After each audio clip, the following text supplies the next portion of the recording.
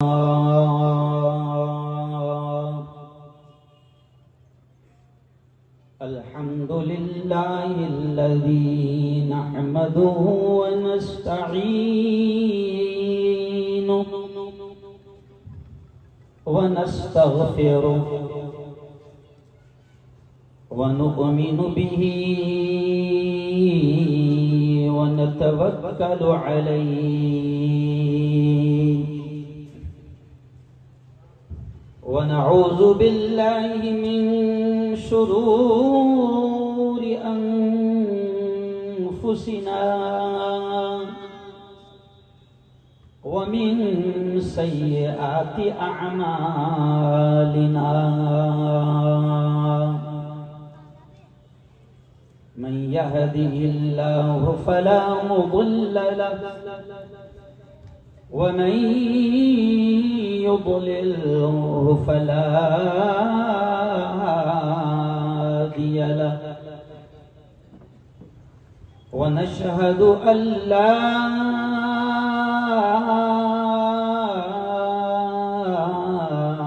इलाहा इल्लल्लाह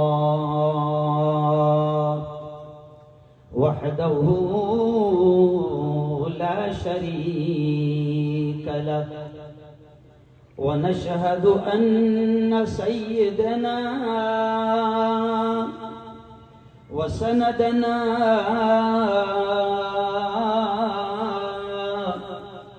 व हबीबना व मौलाना मुहम्मद व बारक व सल्लम तस्लीमन कसीरन कसीरा फ़क़द क़ाल अल्लाह अऊज़ु बिल्लाहि मिनश शैतानिर रजीम बिस्मिल्लाहिर रहमानिर रहीम अल्लाहु ला इलाहा इल्ला हुवल हय्युल क़य्यूम ला तअख़ुज़ुहु सिनतुन वला नौम व क़ाल तआला इन्नल्लाह ला युग़य्यिरु मा बिक़ौम हत्ता युग़य्यिरु मा बिअन्फुसिहिम व क़ाल तआला या अय्युहल्लज़ीना आमनु इस्तईनु बिस्सब्रि वस्सलाह इन्नल्लाहा मअस्साबिरीन वला तक़ूलू लिमन युक़तलु फ़ी सबीलिल्लाहि अमवात बल अहयाउन वलाकिन ला तशऊरून व क़ाल रसूलुल्लाहि सल्लल्लाहु अलैहि वसल्लम उन्सुर अख़ाका ज़ालिमन औ मज़लूमा औ कमा क़ाल अलैहि अस्सलातु वत्तस्लीम।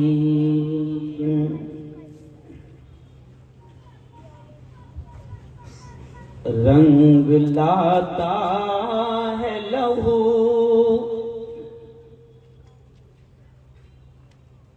रंग लाता है लहू दोस्तों मज़लूमों का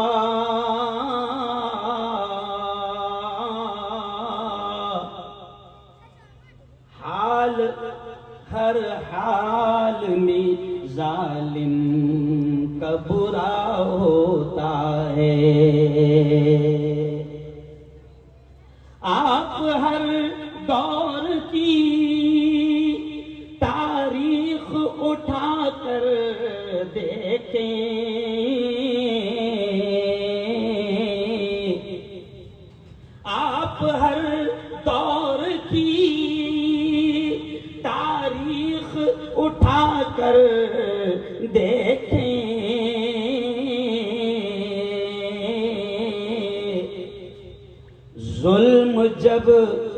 हद से गुजरता है फना होता है। कह दो जोर से इंशाअल्लाह, पूरा मतलब जोर से बोलो इंशाअल्लाह। जुल्म जब हद से गुजरता है फना होता है। अहले बातिल से क़यादत नहीं होगी अपनी, शकील साहब मुश्ताक भाई, अहले बातिल से क़यादत नहीं होगी अपनी,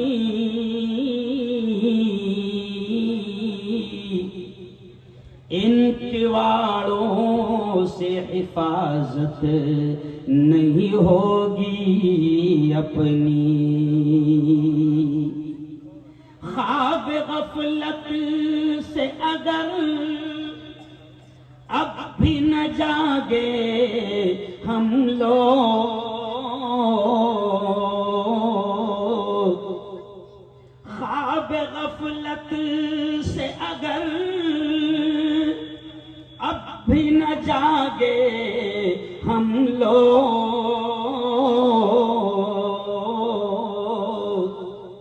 घर तो छोड़ो यहाँ तुरबत नहीं होगी अपनी।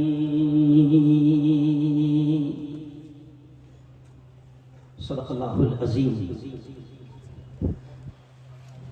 व सदक़ रसूलुहुन नबियुल करीम। आज की इस बहुत ही पवित्र सभा, बड़ी मुक़द्दस, बड़ी बाबरकत मजलिस के सदर मोहतरम,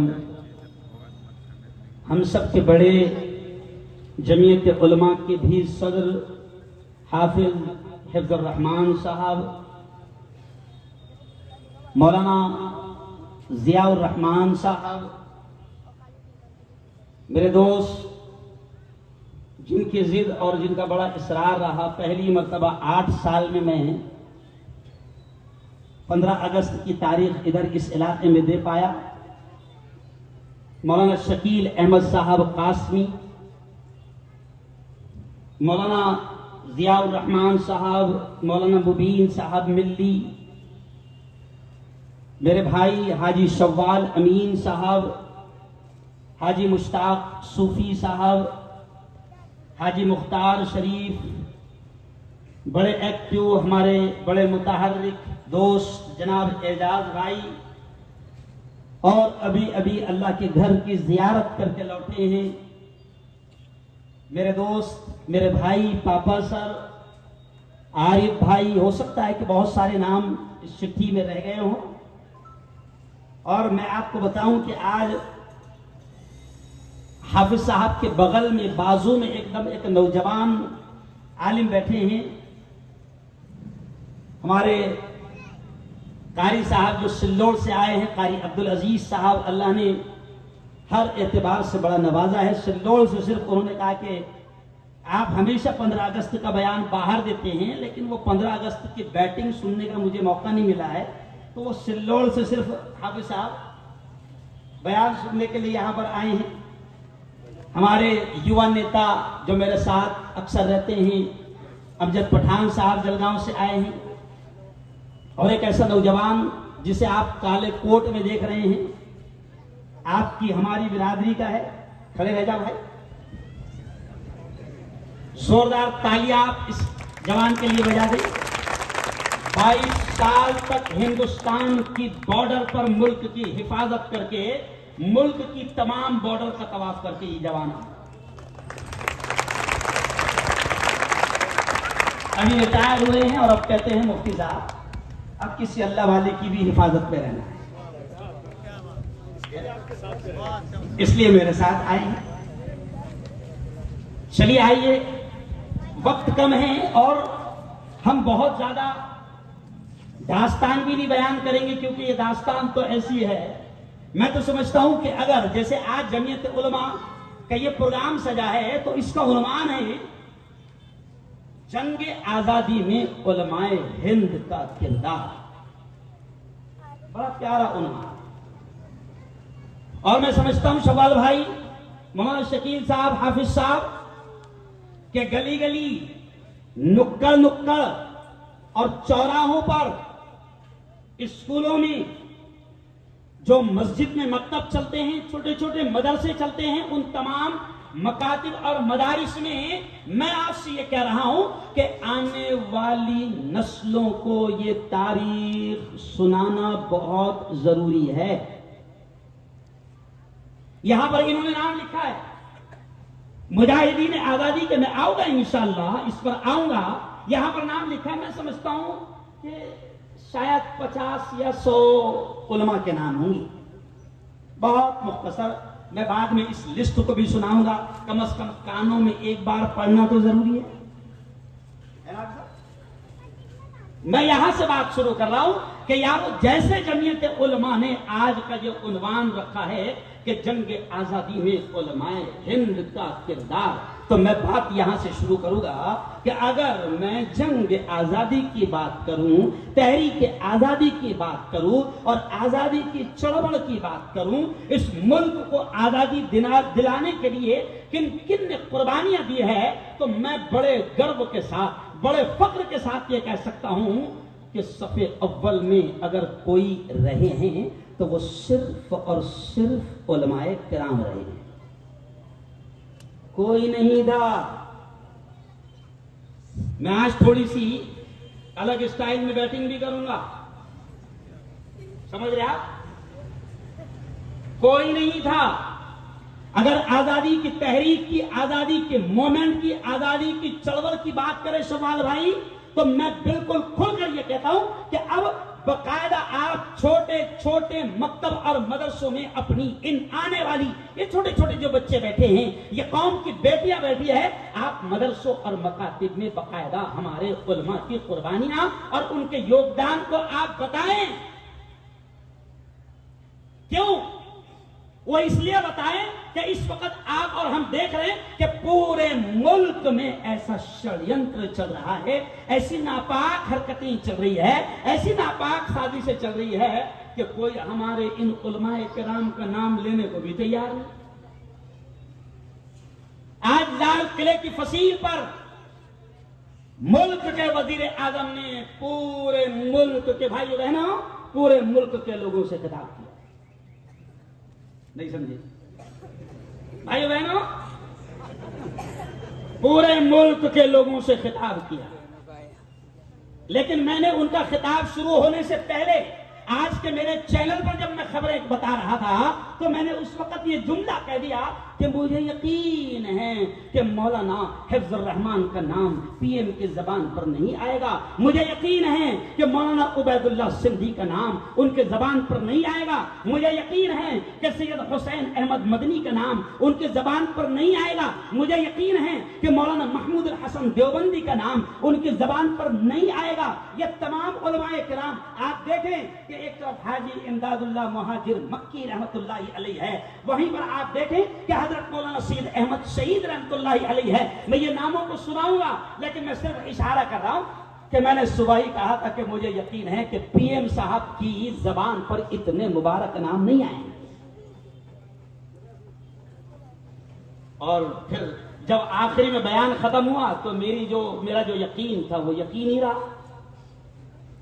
उनकी जबान पर जाहिर बात है कि इतनी बरकत वाले नाम उनकी जबान पर, अरे बोलो ना यार, क्या मालूम क्यों डरते, इतने मुबारक नाम उनकी जबान पर, अरे बोलो यार, नहीं आए तो फिर हमारी दास्तान को हमको तो बयान करना पड़ेगा ना भाई,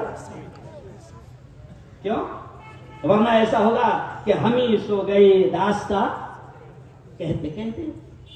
आओ यार, मैं कुरान और हदीस की रोशनी में इन तमाम चीजों पर भी बात करूंगा, और फिर इस मुल्क को आज हम जश्न मना रहे हैं, जश्न आजादी। क्यों जश्न मना रहे हैं? कि यह मुल्क आजाद हो गया, 1947 में 15 अगस्त को आजाद हो गया, आज हम पूरे मुल्क में जगह जगह आप देखो, मैं समझता हूं कि जगह जगह आपके हाथों में, बच्चों के हाथों में तिरंगा नजर आया। मैंने तो यह भी कमेंट किया था कि आज तक तिरंगे को बेचने का इतना बड़ा कारोबार कभी नहीं हुआ था जो हजरत के दौर में होगा।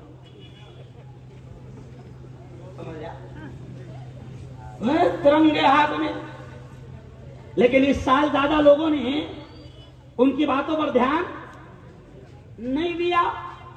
जश्न आजादी मना रहे हैं और मैं समझता हूं, अल्लाह की कसम खाकर अल्लाह को हाजिर और नाजिर जानकर यह कह रहा हूं कि जितना जश्न आजादी मनाने का हक हमको है और होना चाहिए, उतना दूसरा किसी को नहीं होना चाहिए। ये जो लिस्ट लगी है ना, लोग समझते हैं कि मुल्क बड़ी आसानी के साथ आजाद हो गया। नहीं यारो, ये छोटे छोटे मासूम बच्चों को नहीं मालूम कि इस मुल्क को आजादी दिलाने के लिए हमारे उलमाए किराम ने कितनी कुर्बानियां दी है।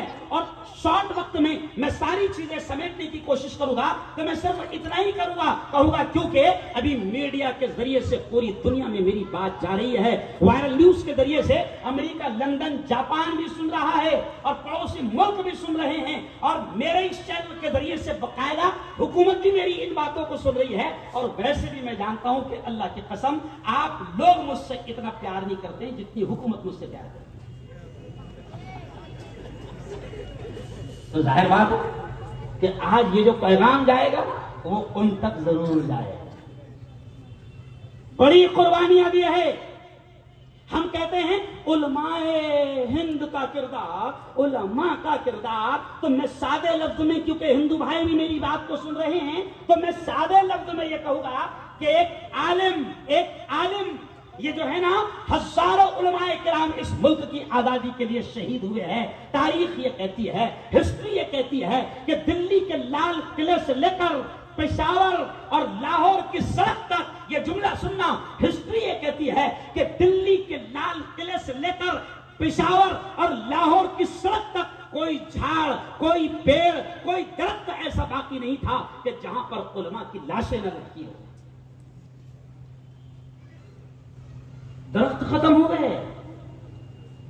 लिखने वाले तो यहां तक लिखते हैं, एक हिंदू दोस्त है, मौरिख है, हिस्ट्री का, तारीख का लिखने वाला है, दुर्गादास लिखता है, हाफिज साहब, कि उस जमाने में इतना उलमाए किराम को फांसी के फंदों पर लटकाया गया कि अंग्रेजों के पास इतने फांसी के फंदे नहीं थे, तो दरख्तों पर लटकाया गया। और उसके बाद दुर्गादास एक जुमला लिखता है, कारी साहब, अब्दुल अजीज साहब, कि दुर्गादास एक जुमला लिखता है कि मुजफ्फरनगर और आसपास का जितना इलाका है शामली का, दुर्गादास लिखता है कि एक वक्त ऐसा आया कि फिर लकड़ियां जलाने के लिए नहीं मिलती थी, क्योंकि दफन होने के लिए, दफन करने के लिए, और फिर हिंदू भाइयों की भी चिताओं को जलाने के लिए रास्तों के दरख्त काट दिए गए थे।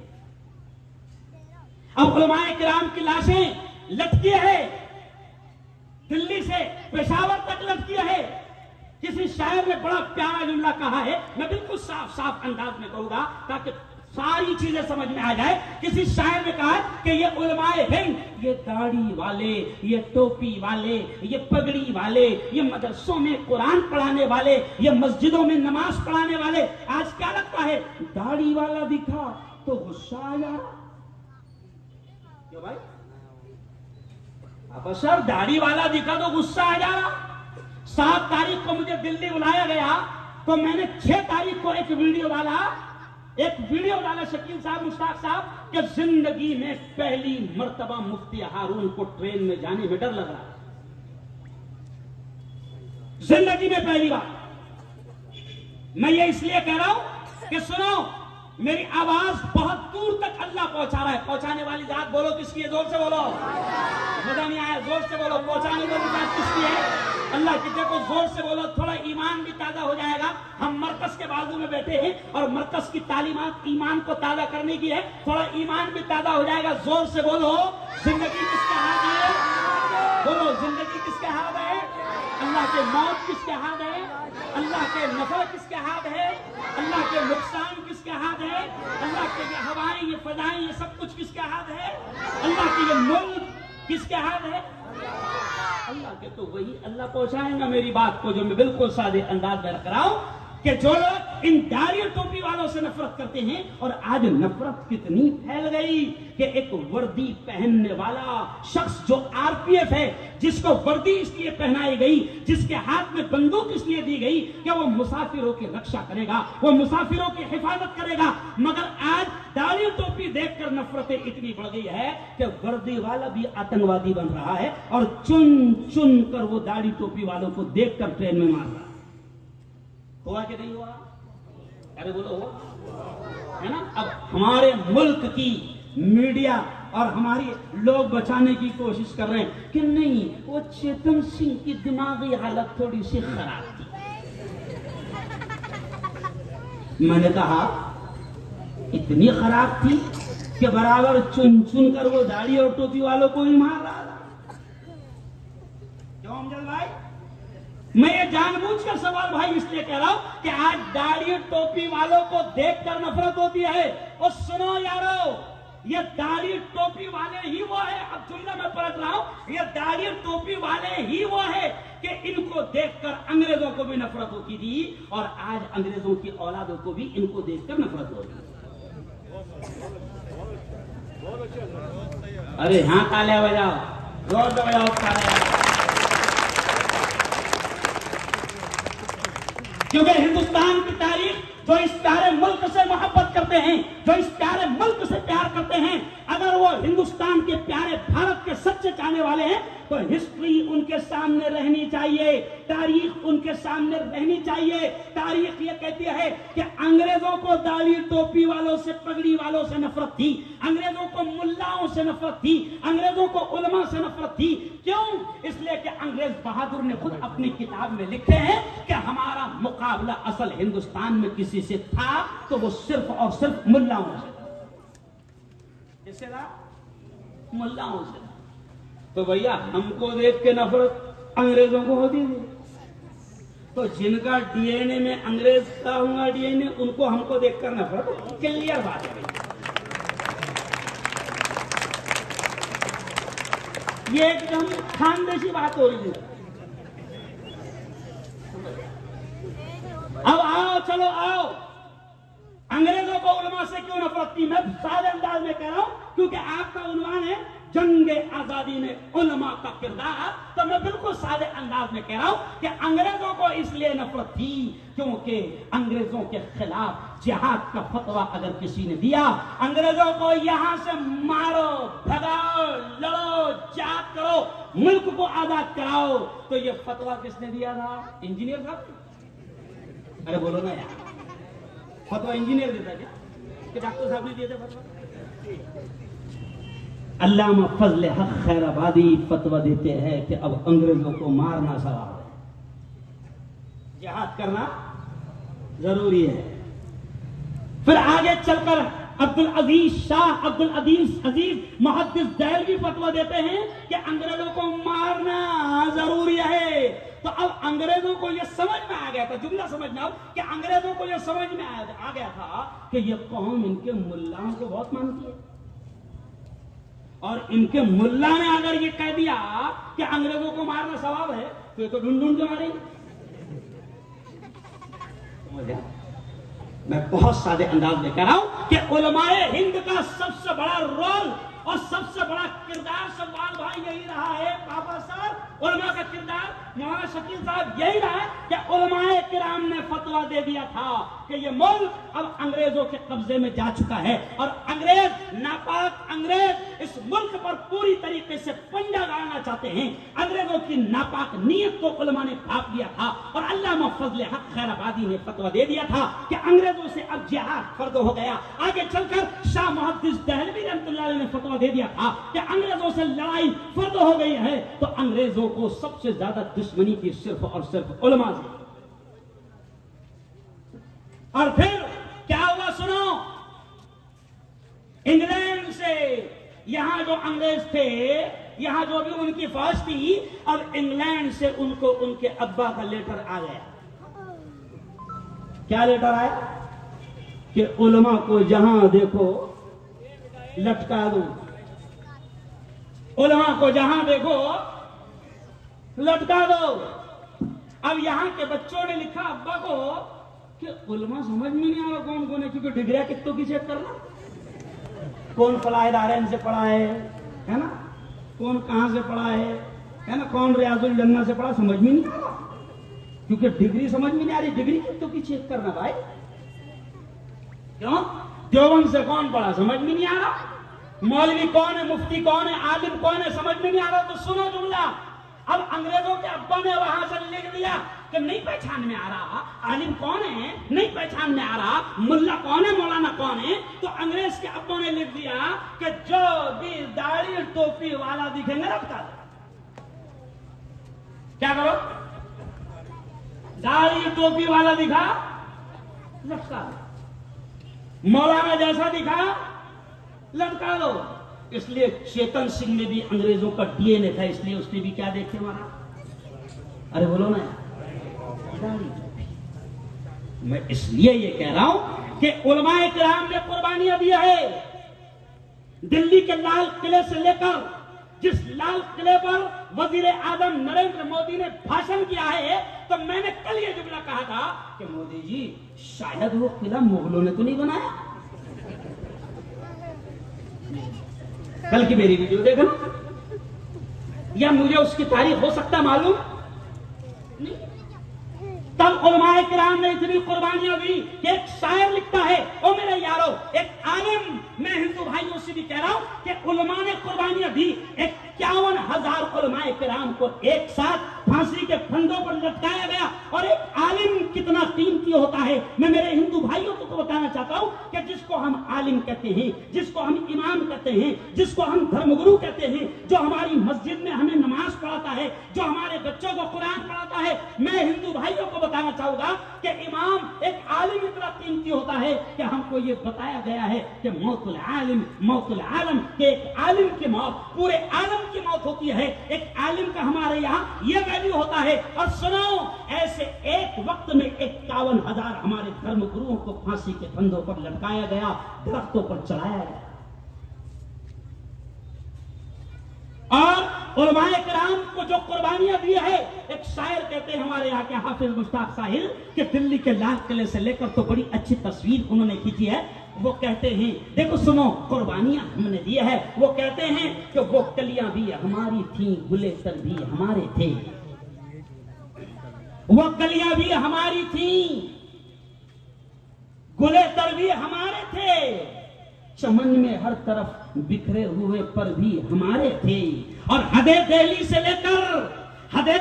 से लेकर सरहदे लाहौर तक साहिल, हजारों पेड़ पर लटके हुए सर भी हमारे थे। जाओ जरा दिल्ली जाओ, दिल्ली में घूमने जाते हो ना, तो दिल्ली जाओ और इंडिया गेट पर जाओ, और इंडिया गेट पर जाओ तो थोड़ा सा अच्छी कीमती दूरबीन लेकर जाओ, है ना।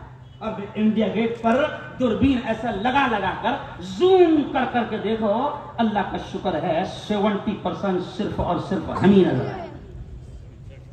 नाम हमारे हैं, मिटा नहीं सकते हैं, तारीख को बदल नहीं सकते, ये अलग बात है। ये इसलिए भी जरूरी है हाफिज साहब ऐसे प्रोग्राम लेना ताकि हमारी नस्लों को ये पता चले कि हमारे पुरखों ने, हमारे पूर्वजों ने, हमारे असलाफ ने, हमारे बाप दादा ने इस मुल्क को अंग्रेज जैसे जालिमों से बचाने के लिए अपनी जानों की कुर्बानियां दी है, अपने सरों के मीनार बना दिए हैं, अपनी खून की नदियां बहा दी है और इस मुल्क को बचाया है, ताकि ये आने वाली नस्लों को, ये जवानों को जो व्हाट्सएप में लगे हुए हैं, जो फेसबुक में लगे हैं, जो इंस्टाग्राम में लगे हैं, जो सोशल मीडिया में लगे हैं, इन जवानों को पता चले कि ये मुल्क तुम्हारे बाप दादा और तुम्हारे उलमाओं ने अपनी जानों के नजराने देकर इस मुल्क को अंग्रेजों से आजाद कराया।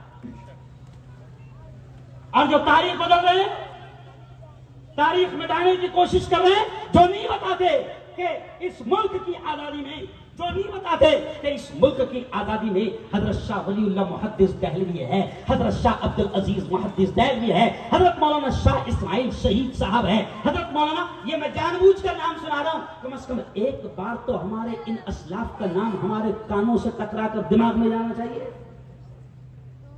मैं जानबूझकर सुना रहा हूं, जो नहीं बताते कि तुम्हारे बाप दादा में मौलाना रशीद अहमद गंगोई है, मौलाना मोहम्मद कासिम नानोतवी है, हजरत मौलाना महमूदुल हसन देवबंदी है, हजरत मौलाना सैयद हुसैन अहमद मदनी है, हजरत मौलाना उबैदुल्लाह सिंधी है, हजरत मुफ्ती किफायतुल्लाह दहलवी है, हजरत मौलाना अताउल्लाह शाह बुखारी है, हजरत मौलाना हिफ्जुर रहमान सिहारवी है, हजरत मौलाना अहमदुल्लाह शाह मदरासी है। जो नहीं बताते कि कितने मुजाहिदीन आजादी और स्वतंत्र सेनानी हैं, मैं आपको बता रहा हूं कि उनको बताओ। और मैं आपको बता रहा हूं कि हजरत हाजी इमदादुल्लाह मुहाजिर मक्की, हजरत मौलाना सैयद अहमद शहीद, हजरत मौलाना सगीर नानोतवी रहमतुल्लाह अलैह, हजरत मौलाना जाफर थानेसरी, हजरत मौलाना रहमतुल्लाह किरानवी, हजरत मौलाना हसरत मुहानी, हजरत हाफिज जामिन शहीद, हजरत मौलाना अबुल वहासिन सज्जाद, हजरत मौलाना अहमद सईद दहलवी, हजरत मौलाना सैयद मोहम्मद मियां देवबंदी और हजरत मौलाना अजीज साहब। ये तो बस इन्होंने एक झलकियां लिखी है। चलो ठीक है, आप हमारे नाम भी गिनाते तो दो चार, क्यों भाई, कितने दो चार? कौन? मौलाना अबुल कलाम आजाद, माशाअल्लाह सुभान अल्लाह, बिल्कुल सही। क्यों? बिल्कुल सही। मौलाना अबुल कलाम आजाद हमारे पुरखों में हैं और मुजाहिदीन आजादी में हैं, और हमें फख्र है इस बात पर भी, हमें गर्व है इस बात पर भी कि इस मुल्क को आजादी के बाद सबसे पहला अगर कोई शिक्षण मंत्री मिला, वजीर तालीम मिला, तो वो मुल्ला ही था। नहीं समझा? क्या नाम उसका? मौलाना।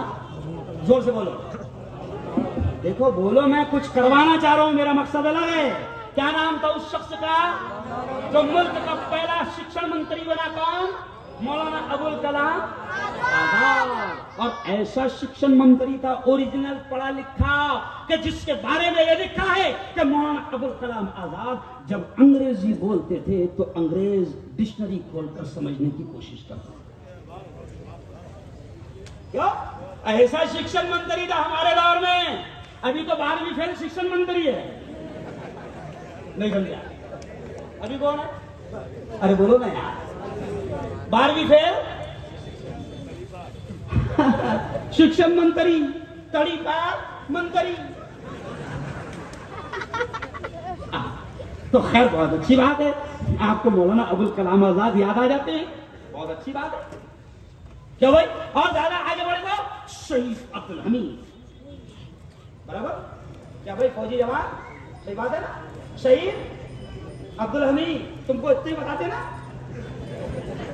या फिर आगे बढ़े तो शहीद अशफाकुल्लाह खान, बस दैट इज फाइनल, है ना? अरे 51,000 तो एक साथ शहीद हुए हैं, और फिर ऐसी लाखों की लिस्ट है। अगर तुम तारीख बदल रहे हो, नहीं सुना रहे हो, किताबों में से हमारे बुजुर्गों के नाम निकाल रहे हो, और तुम तो इतनी गद्दारी कर रहे हो, आगे मैं आऊंगा कि अगर तुम तारीख बदल रहे हो तो मैं उनसे भी ये कहता हूं कि कोई बात नहीं, कोई बात नहीं, तारीख बदलो, कोई बात नहीं, बदलो तारीख। मगर मैं उन तारीख के बदलने वाले झूठे मक्कार राइटरों और मुसन्निफों से कहता हूं कि तारीख बदल रहे हो, हमारे उलमा का, हमारे मुजाहिदीन आजादी का नाम खत्म कर रहे हो, नहीं बता रहे हो, नहीं लिख रहे हो, किताबों में जिक्र कर रहे हो, कोई बात नहीं। हमारी कुर्बानियों को, हमारे योगदान को भुला रहे हो, कोई बात नहीं। मगर मैं उन गद्दारों से कहता हूं कि सुन, हम वो हैं कि मैं उनसे कहता हूं कि तेरे बदन से न तेरी आस्तीन से आएगी, तेरे बदन से। मैं उन गद्दारों से जो हमारे बुजुर्गों का नाम मिटा रहे, मैं उनसे कहता हूं कि तेरे बदन से न तेरी आस्तीन से आएगी।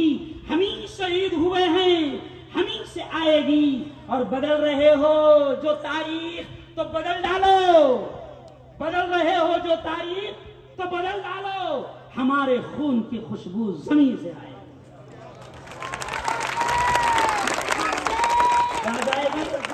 हमारे, जोर से बोलना, हमारे खून की खुशबू, बोलो जोर से, हमारे खून की खुशबू जमीन से आए। जहां खोलोगे ऐसी भीनी भीनी खुशबू आएगी हमारी कुर्बानियों की, हमारे खून की। तो या अगर चलो ठीक है, अगर उतना भी याद नहीं आ रहा तो दिवाली की छुट्टी में घूमने तो जाएंगे नहीं समझे, मई की छुट्टी में घूमने जाएंगे। अब घूमते घूमते अगर पहुंच गए आगरा, कहां पहुंच गए? घूमते घूमते पहुंच गए कहां? आगरा। फिर आगरा में अगर तुम्हारे 3 साल के बच्चे ने पूछ लिया, अब बाबा ये इतना खूबसूरत ताजमहल किसने बनाया जिससे अपन करोड़ों खा रहे? नहीं समझे तो अब्बा जान क्या बोलेगी? बेटा मुसलमान। किसने बनाया? मुसलमान।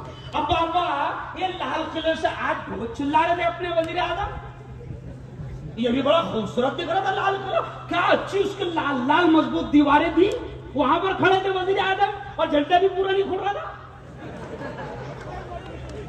फिर अगर बच्चा पूछेगा कि बेटा, अब आपसे पूछेगा बाबा ये किसने बनाया इतना खूबसूरत लाल किला जहां से ये चिल्ला रहे हैं, तो अब्बा को क्या बोलना पड़ेगा? अरे बोलो ना भैया, मुसलमान है।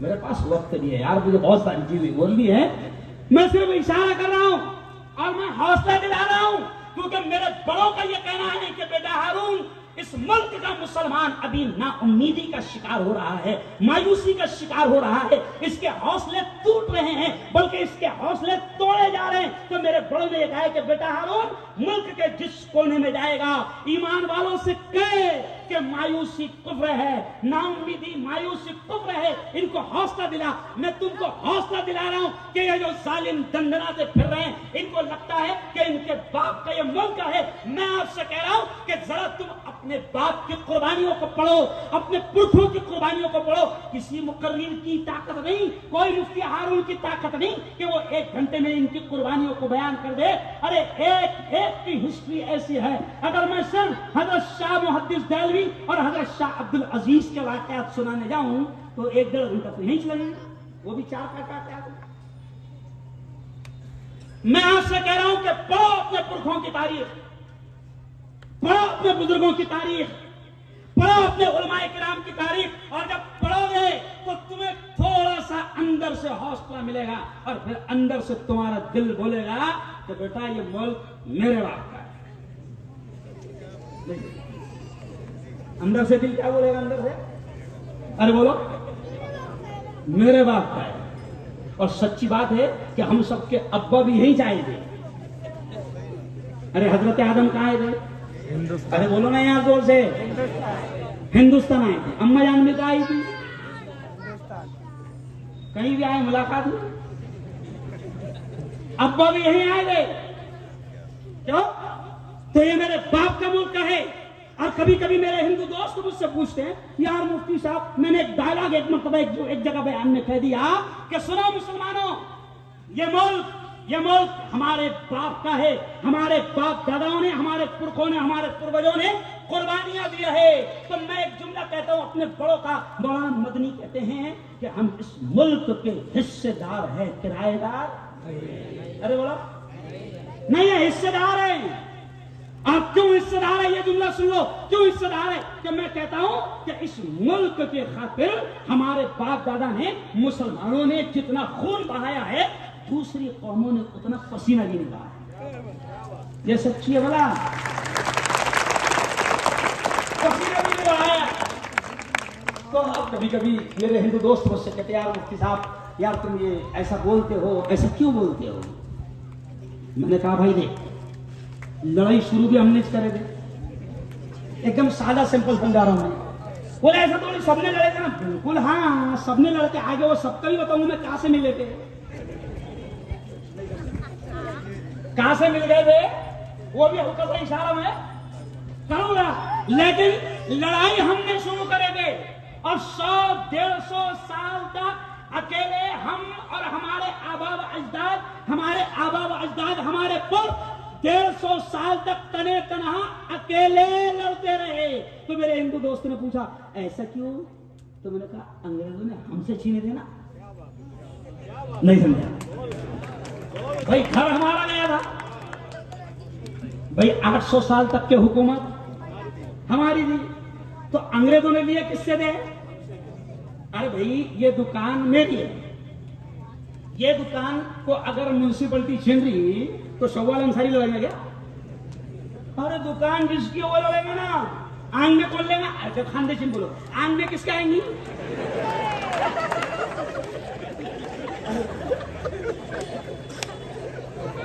तो 800 साल तक के मुल्क हमारा था, अंग्रेजों ने हमसे छीने कब्जा करे तो फिर आंग में भी किसके आए?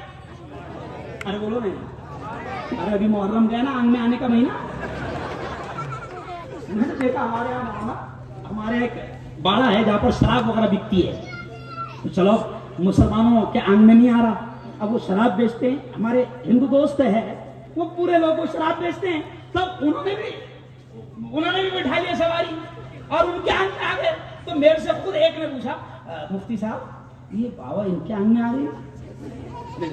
मतलब अगर वो बाबा रहते तो मेरे आंग में आते नहीं समझे। अगर बाबा रहते पाक साहब तो आएंगे किससे आंग में? पाक आदमी के आंग में आएंगे, वो बेवड़े के आंग में क्यों आ रहे? तो खैर वो आंग में से आ रहा है ये बात।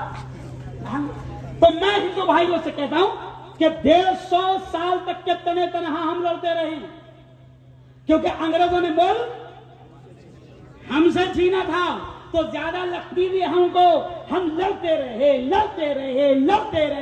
कुर्बानियां दे, मैं शोर में कह रहा हूं क्योंकि सबको सुनाई नहीं सकता तारीख, लड़ते रहे, कुर्बानियां देते रहे, फिर आखिर में हमारे बुजुर्गों ने, जिनमें नाम आता है जमीयत उलमाए हिंद, जोर से तालियां बजाओ।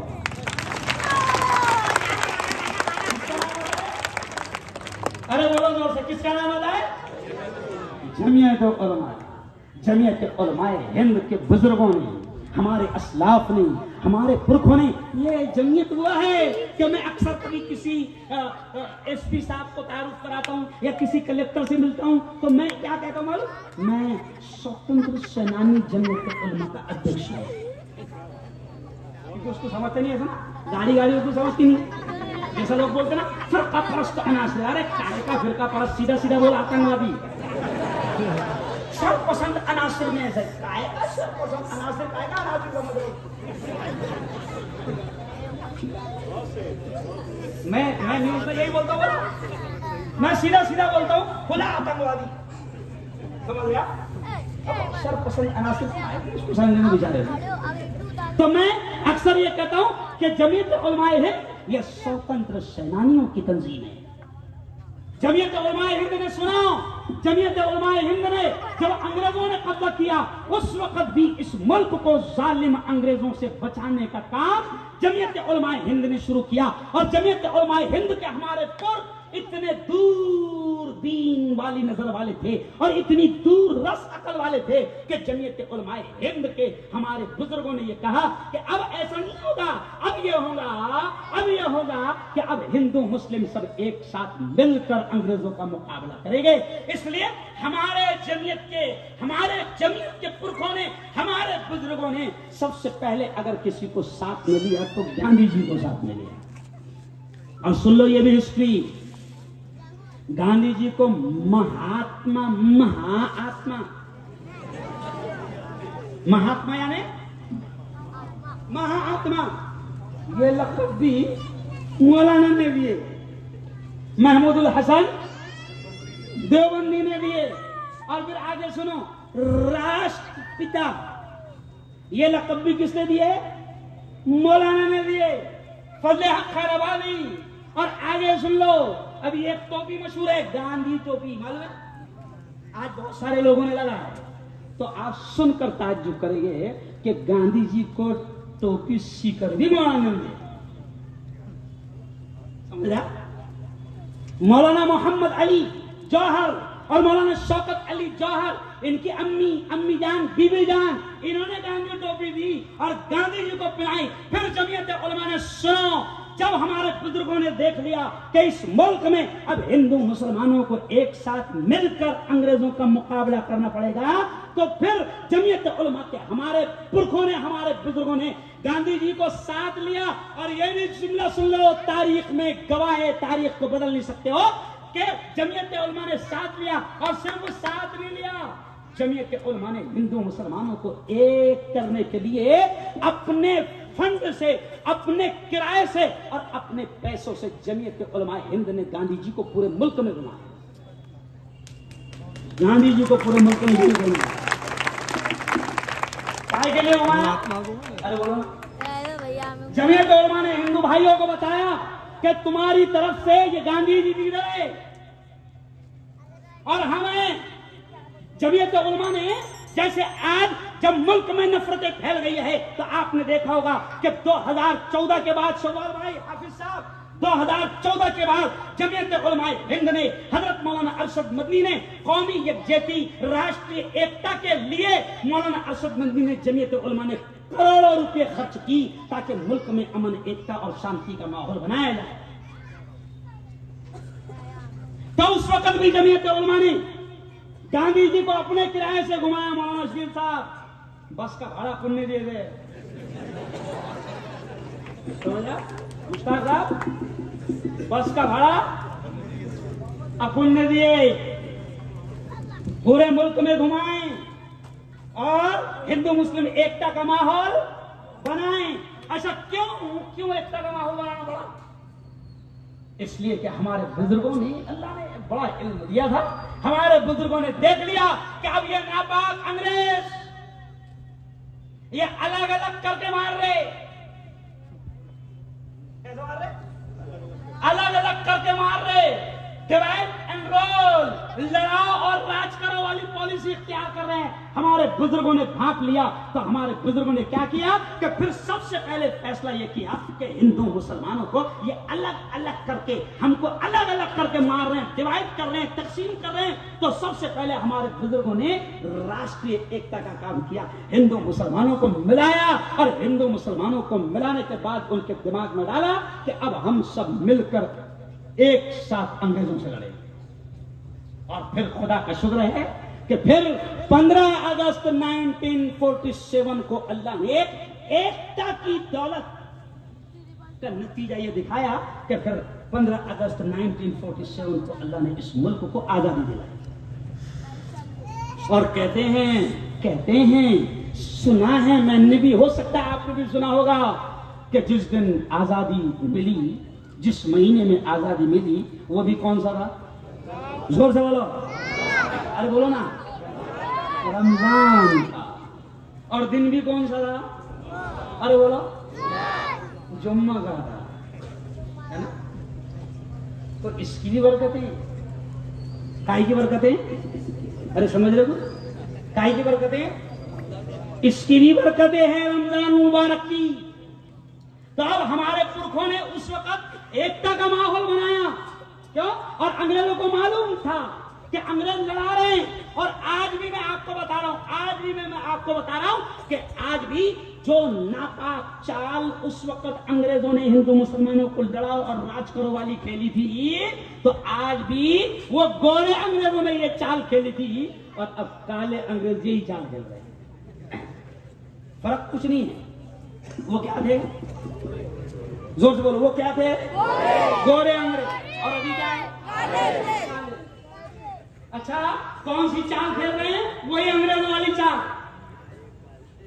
तो मैं दिल्ली के लाल किले से नहीं, मैं जामे मस्जिद मरकज और मौलवीगंज से और खानदेश की इस पवित्र भूमि से मैं तुमको ये कह रहा हूं कि आज भी काले अंग्रेज गोरे अंग्रेजों की औलाद बनकर नापाक चाल खेल रहे हैं। जमीयत उलमा ने उस वक्त भी एकता का माहौल बनाया था, और आज भी 15 अगस्त को जमीयत उलमा अरशद मदनी धूलिया आपको ये पैगाम देती है कि आज भी आपको एकता का अमल करना होगा। मुल्क में तो नफरतें फैलाई जा रही है। अभी देखिए यहाँ तो सिर्फ सवाल भाई, यहाँ सिर्फ उलमा का नाम लिखा हुआ है। सिर्फ किसका है? उलमा का।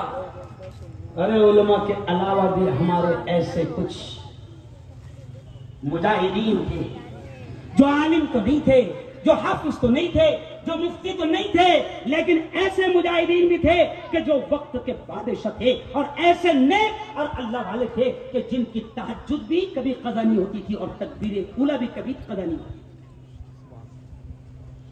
आज आप देखो कि जैसे अंग्रेजों ने नफरत फैलाई थी, तो आज वो मुजाहिदीन आजादी, अरे इतनी गद्दारी मत करो रे,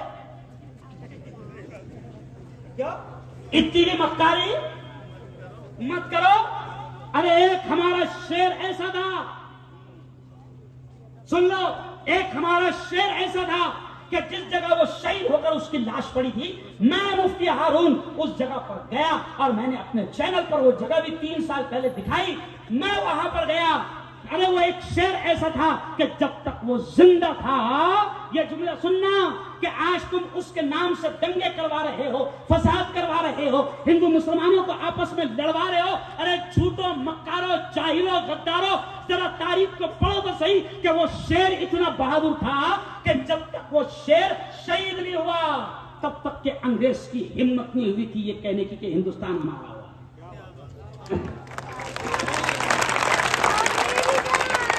और वो शेर ऐसा था कि जिस दिन वो शहीद हुआ और शहीद होने के बाद भी अंग्रेज उसकी लाश के करीब आए, लेकिन उस शेर का दबदबा इतना खतरनाक था कि लाश के पास आधा घंटा हो गया, फिर भी हाथ लगाने को डर उठ तो नहीं आई।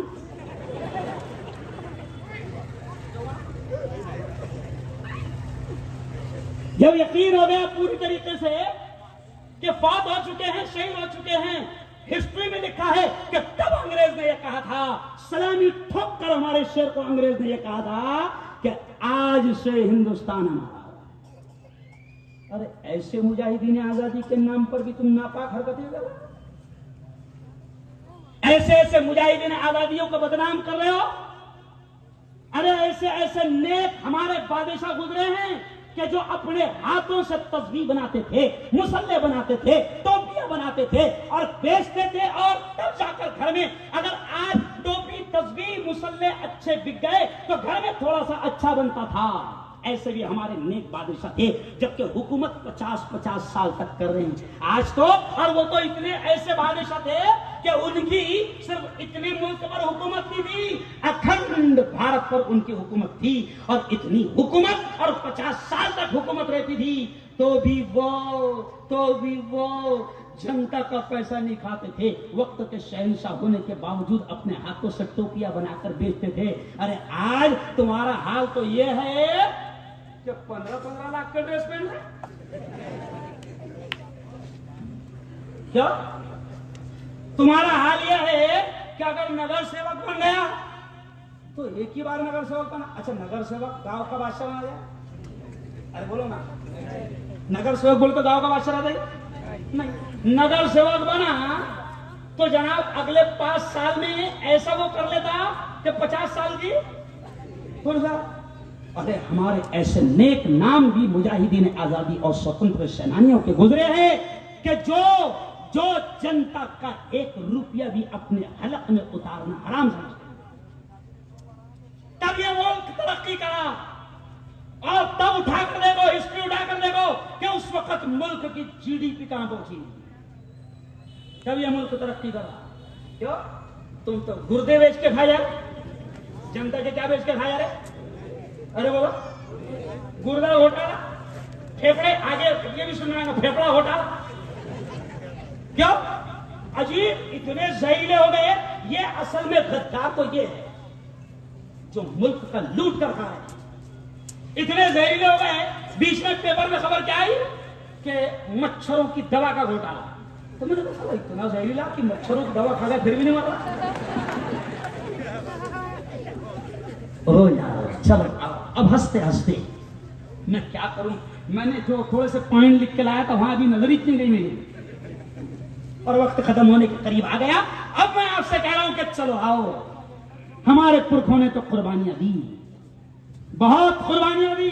अब मैं आपसे कह रहा हूं कि अब हमें कुर्बानियां देना है। ओ मेरे जवानों, ओ मेरे धूलिया के हिंदू भाइयों, मैं तो ये चाह रहा था शवाल भाई, मौलाना, हमारी जमीयत उलमा की रिवायत है कि हम अपने हिंदू भाइयों को भी साथ लेते हैं।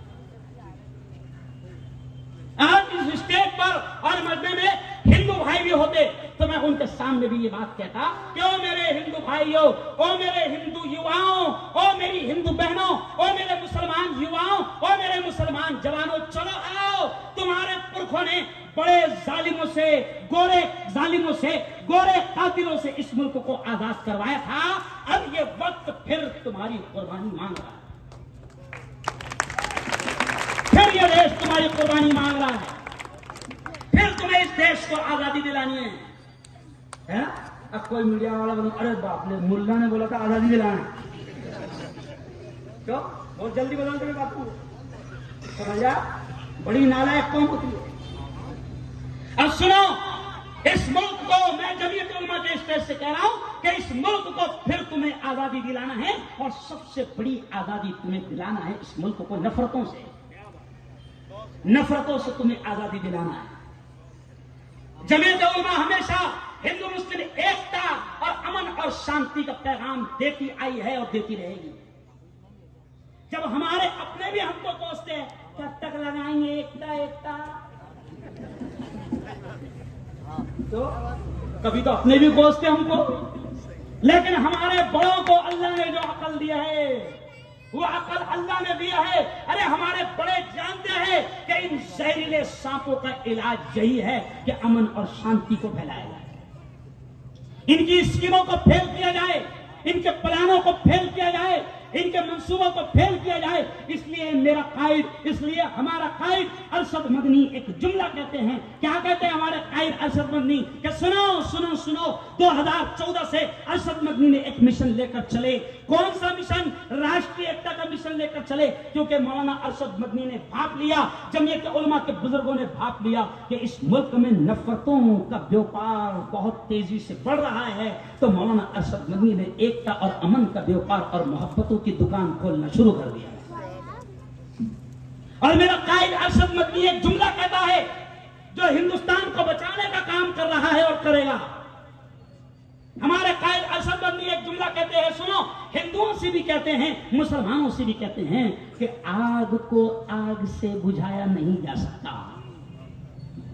क्या कहते हैं हमारे कायद? आग को आग से बुझाया नहीं जा सकता।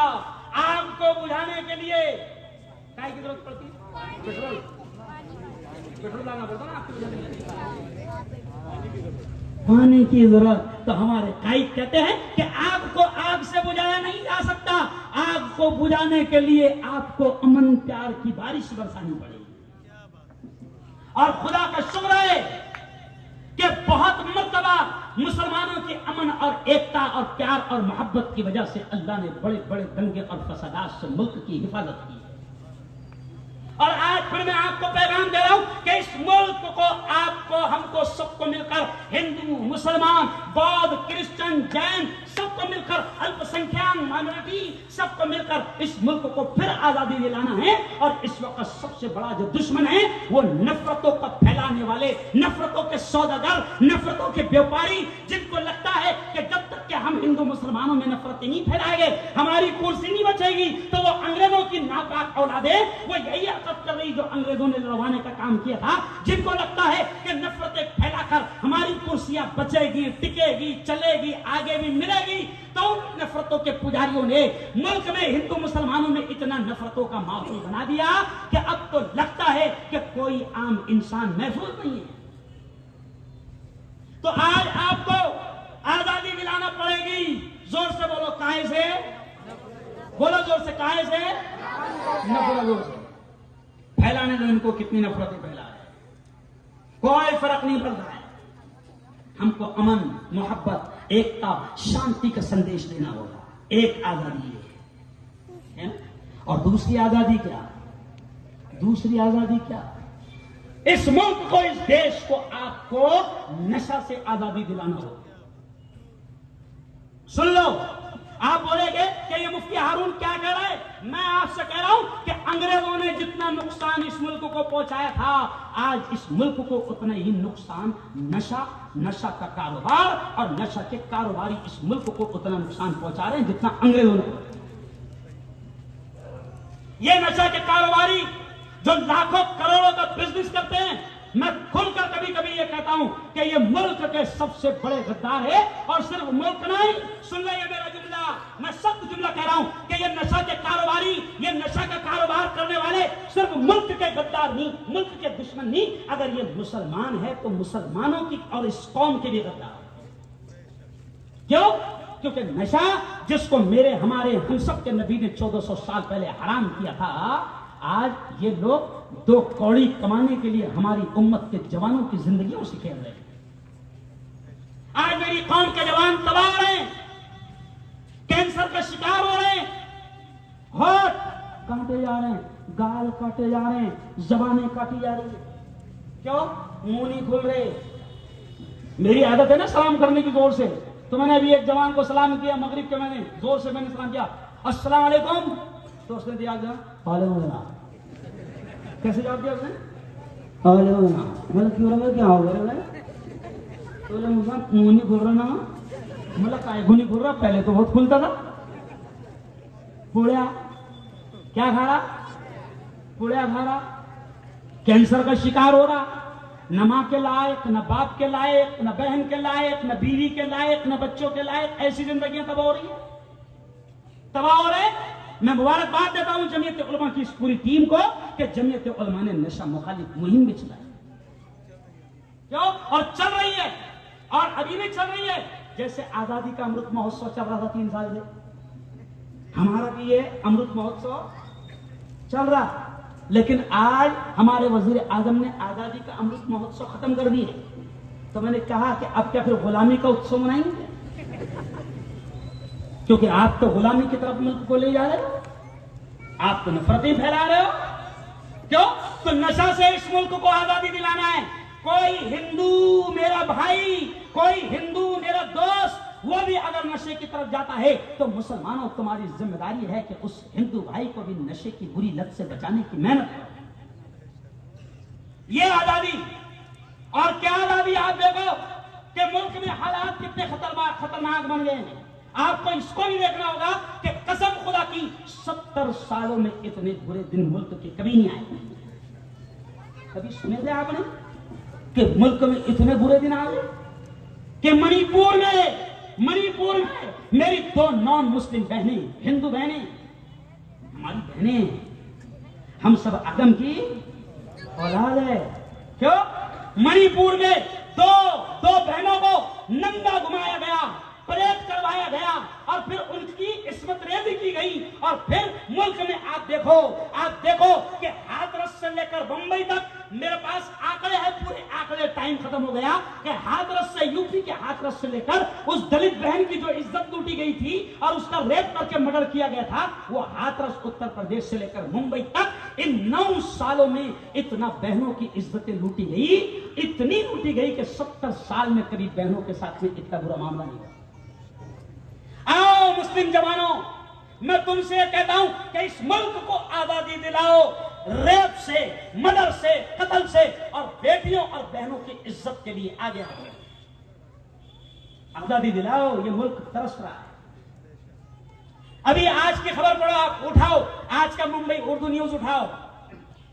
एक शख्स ने खुदकुशी कर ली, हिंदू भाई, महाराष्ट्र में आत्महत्या कर ली, और लिखा क्या कि मेरे पास सिर्फ और सिर्फ 1000 रुपये है। मुझे मालूम है कि 1000 रुपये में मेरी आखिरी अंतिम संस्कार का खर्चा नहीं हो सकता। ये 1000 रुपये मेरे जेब में हैं, मैं मजबूर हो गया हूं, अब मैं जी नहीं सकता हूं, मैं दुनिया से जा रहा हूं, मुल्क छोड़ रहा हूं, जिंदगी को खत्म कर रहा हूं। आपने पैसे लगाकर मेरी लाश को जलाने का इंतजाम कर लिया। मैं ये वाकया क्यों सुना रहा हूं? मालूम आपको क्यों सुना? इतने बुरे हालात हो चुके हैं। बेरोजगारी से इस मुल्क को आजादी दिलाओ, भूखमरी से इस मुल्क को आजादी दिलाओ, किसान आत्महत्या करने लगे हैं, इस मुल्क को आजादी दिलाओ। अभी आपको मालूम है, बुध के दिन औरंगाबाद में, चलो मुसलमान का वाकया सुना था, और नशे की वजह से बुध के दिन औरंगाबाद में एक मुसलमान ने दूसरे मुसलमान को गोली मार दिया चौराहे पर। और कितने रुपयों के लिए मालूम आपको? ओनली 7000। कितने? 7000। 7000 उसने कर्जा लिया था, और जिसका कर्जा था वो उससे मांग रहा था कि देख भाई, मेरी शादी को सिर्फ 10 दिन बाकी है, 10 दिन बाकी है। वो बार बार उससे मांग रहा था कि मेरी शादी के दिन करीब आ गए, 7000 कर्जा लिया था। अब चौराहे पर एक दिन में मिल गया। जैसे उसने उसको कहा, फौरन उसने देसी इलीगल कट्टा निकाला और सीधा उसके सीने में गोलियां उतार दी। मरने वाला भी मुसलमान है, और मारने वाला भी मुसलमान। और कितने के लिए? अरे बोलो ना, 7,000। मैं आपसे कह रहा हूं कि खुदा के वास्ते इस मुल्क को भी बचाओ। और आखिरी जुमले मुझे बयान समेट लेना है, इसलिए मेरे वक्त तयशुदा वक्त में कि आखिरी जुमले में कह रहा हूं कि इस मुल्क को भुखमरी से आजादी दिलाओ, इस मुल्क को बेरोजगारी से आजादी दिलाओ, इस मुल्क को रेप, मर्डर और कत्ल से आजादी दिलाओ, इस मुल्क को जहालत से आजादी दिलाओ, इस मुल्क को नफरतों से आजादी दिलाओ। आज नफरतें इतनी फैल गई है कि हद हो गई है। और कमाल की बेशर्मी, कसम खुदा की खाकर कह रहा हूं कि 70 सालों में इतना बेशर्म जिम्मेदार भी किसी को नहीं देखा गया कि 3.5 महीने तक के मणिपुर जलता रहा, 3.5 महीने तक के मणिपुर जलता रहा। औरतों की इज्जतें लूटी जाती रही, महिलाओं की इज्जतें लूटी जाती रही, लेकिन 3.5 महीने में इस शख्स ने मुंह तक नहीं बोला। तो ऐसे लोगों से भी इस मुल्क को बचाना है, ऐसे लोगों से बचाना। अब आप देखें कि नूह और मेवात में क्या हुआ। नूह और मेवात, हाफिज साहब, इन स्टोजों से बकायदा ये बात जाना भी बहुत जरूरी है। और ये हमारा हक है, हम फतरे फेंकने की तालीम नहीं दे रहे, नहीं समझा?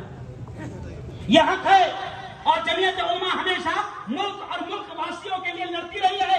नूह और मेवात में आप देखें कि किस तरीके से बेकसूरों को मारा गया। एक मेरा जवान, ये जुमला सुन लेना, एक 19 साल का जवान हाफिज कुरान जो मस्जिद में नमाज पढ़ाता था, और मस्जिद में नमाज पढ़ाने के लिए उसे मस्जिद में नौकरी करने के लिए नमाज पढ़ाने के लिए आया था। 6-7 महीने हुए थे, बिहार से आया था, गरीब घराने का बच्चा, 19 साल का नौजवान इमाम हाफिज साहब। आप देखें कि किस तरीके से आतंकवादियों ने मस्जिद में घुसकर आग लगाई और इमाम हाफिज साहब के टुकड़े टुकड़े किया। इतना वार किया कि वो आदमी दम जगह पर दम तोड़ गया। क्या हो रहा है इस मुल्क में? आज जश्न आजादी ऐसे नहीं मनेगा, जश्न आजादी ऐसे नहीं मनेगा। और चलो, मैंने तो खुशियों के साथ में अपने बुजुर्गों की कुर्बानी आपको बयान किया। अब मैं आपसे कहता हूं कि बताओ ना, किस मुंह से हम आजादी का जश्न मनाएं? हमारी बहनों की इज्जतें लूटी जा रही है, कैसे हम जश्न मनाएं? मस्जिदों में हमारे इमाम को कत्ल किया जा रहा है, कैसे हम जश्न मनाएं? अल्लाह के घरों को आग लगाई जा रही है, कैसे हम जश्न मनाएं? क्यों? बुलडोजर, बिल्कुल आतंकवादी बुलडोजर चल रहे हैं। मेरी खबर में मैं क्या कहता हूं? आतंकवादी बुलडोजर। क्यों? कोई तहकीक नहीं, कोई अदालत का एहतराम नहीं। अदालतों का एहतराम खत्म हो रहा है, जजों का एहतराम खत्म हो रहा है। अब अगर जज कोई उनके खिलाफ फैसला दे दे तो सोशल मीडिया पर उस जज को ट्रोल किया जाता है, उसके खिलाफ लिखा जाता है, मुहिम चलाई जाती है। क्या चल रहा है इस मुल्क में? तो अगर, ये तो मैं इसलिए कह रहा हूं कि अगर ऐसे ही रहा तो ये मुल्क अंग्रेजों से भी पूरे दौर में चले जाए।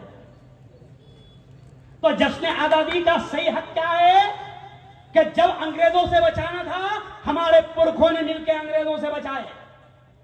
क्यों? और अब काय से बचाना, ये तमाम चीजों से जो मैंने बयान किया, इन तमाम चीजों से मुल्क को बचाना, यह है आजादी। और आजादी की जंग हमें लड़नी पड़ेगी। क्यों भाई?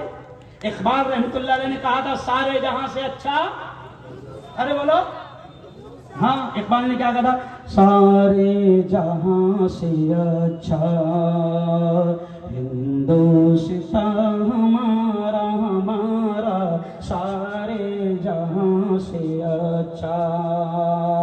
हम बुलबुले हैं इसकी, ये गुलसितां हमारा, हमारा सारे जहां से अच्छा। मजहब नहीं सिखाता आपस में बैर रखना, मजहब नहीं सिखाता आपस में बैर रखना। हिंदी है हम, हिंदी है हम, हिंदी है हम, वतन है हिंदुस्तान हमारा, हमारा सारे जहां से अच्छा। इकबाल ने कहा सारे जहां से अच्छा।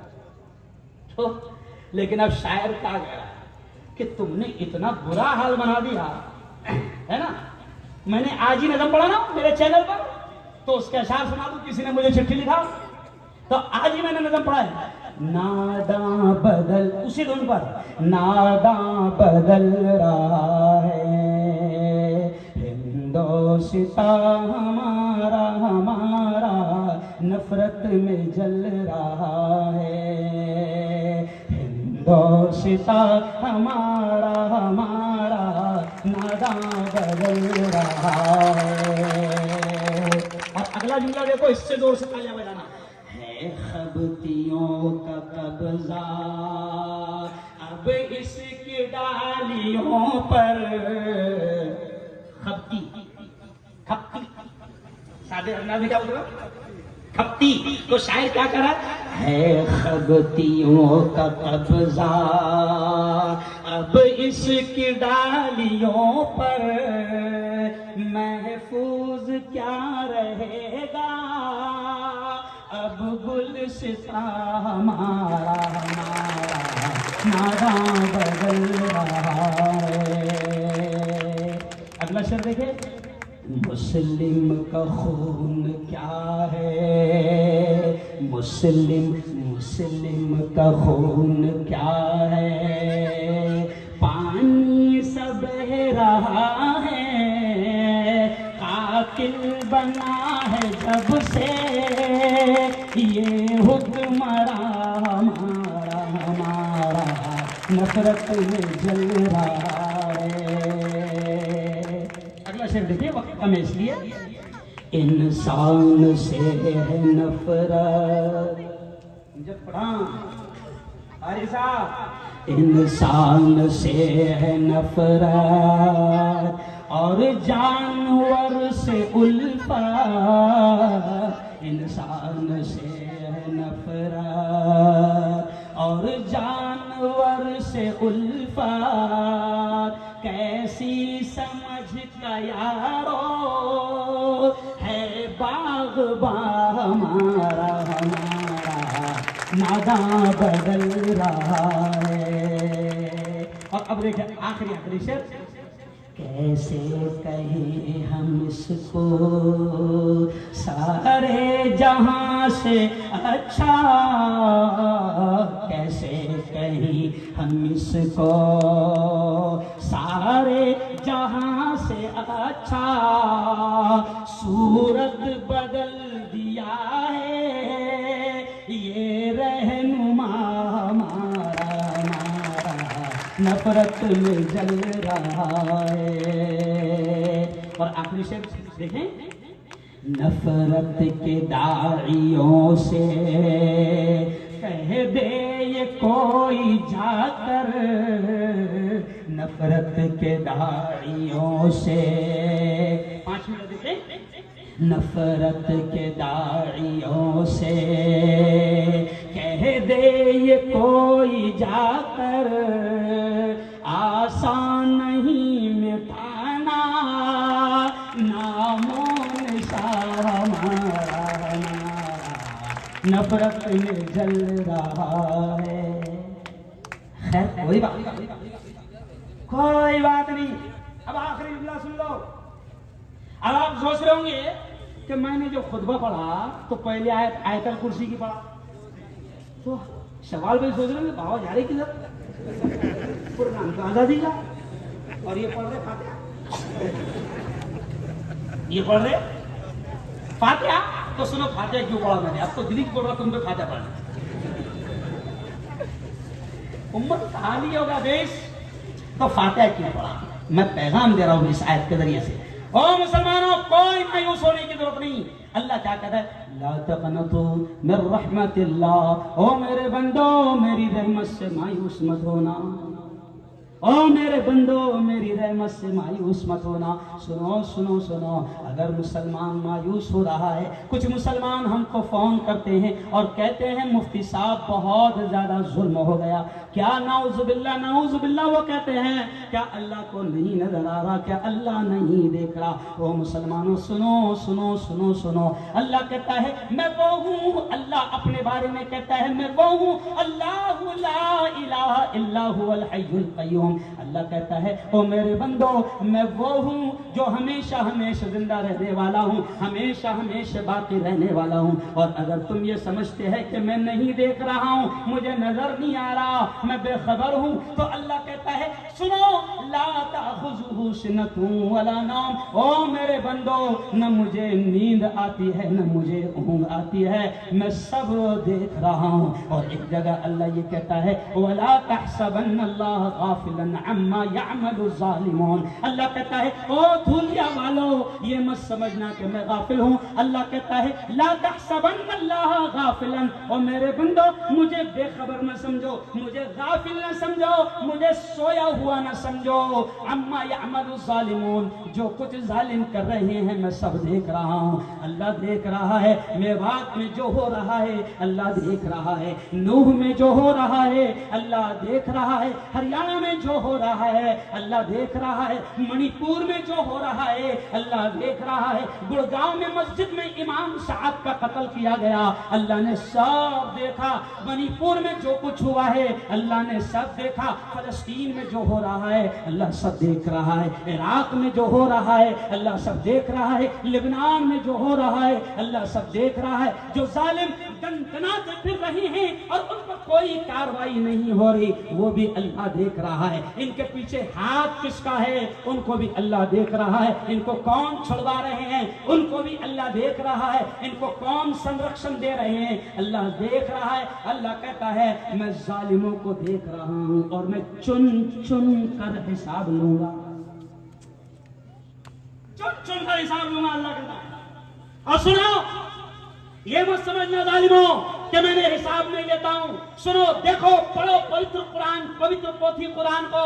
अल्लाह कहता है कि देखो, तुमसे बड़े बड़े जालिम आए थे।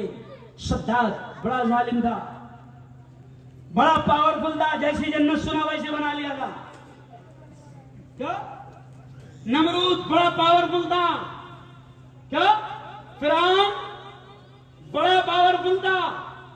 शद्दाद, हामान, कारून बड़ा पावरफुल था। लेकिन देखो, थोड़ा सा हौसला मिल जाएगा, भाई मैं तो ईमान को ताजा करता हूं, सिर्फ इतना बोलना, गया। क्या बोलना मेरे ध्यान में? गया।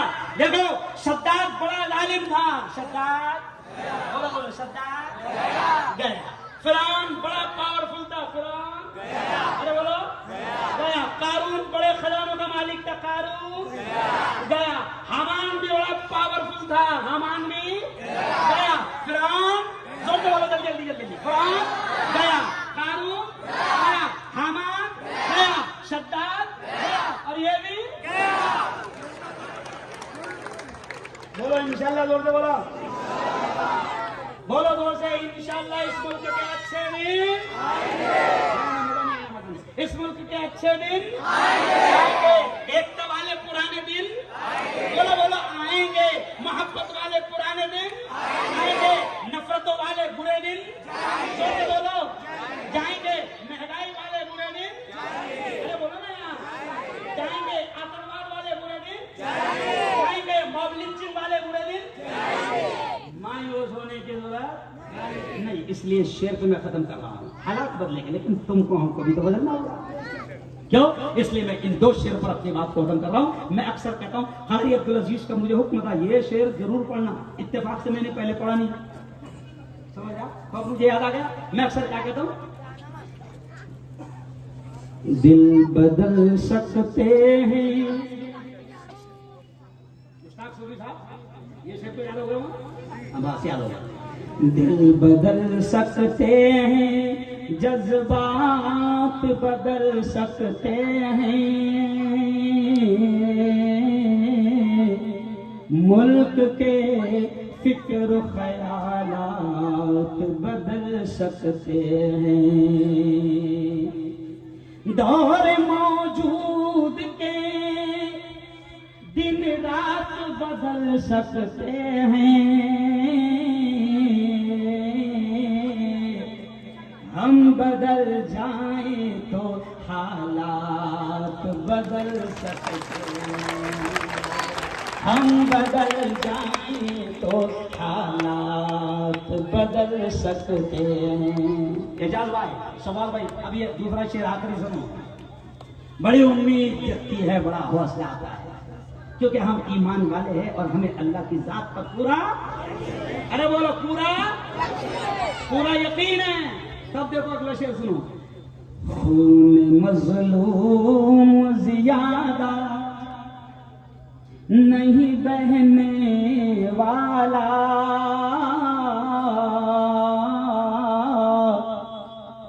अभी दिल्ली में जो 7 अगस्त को मुझे बुलाया गया था, हरियाणा और मेवात पर मैंने खुलकर बोला, तो उस वक्त किसी मीडिया वाले ने बदमाशी की तो मेरा यही शेर लगाया, तोड़कर लगाया। गौर से सुनना। खून मजलूम ज्यादा नहीं बहने वाला,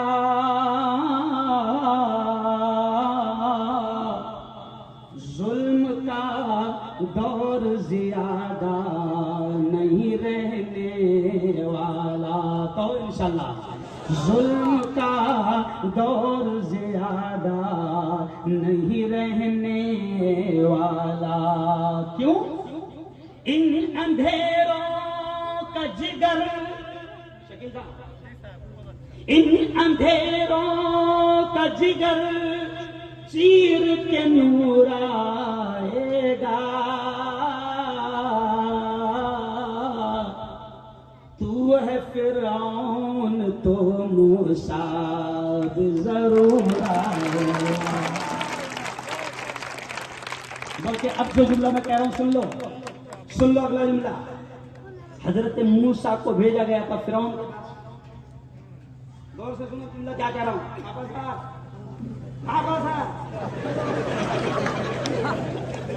कि फिरौन मूसा को फिरौन के पास भेजा गया।